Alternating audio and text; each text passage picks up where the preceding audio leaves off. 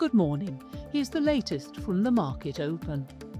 The FTSE100 opened broadly unchanged at 10,727.84 as mining shares provided support despite a rise in UK inflation.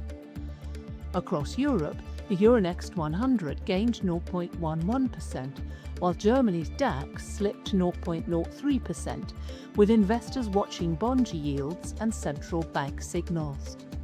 Overnight in the US, the Nasdaq closed lower at 26,289.71, while the S&P 500 fell to 7,691.76.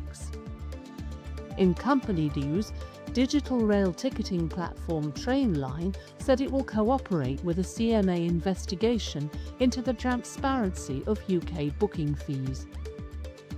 Defence investment group Defence Holdings has outlined the rationale behind its £2 million commitment to a new defence fund.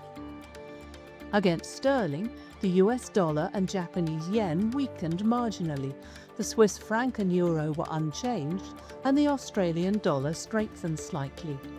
Bitcoin was down.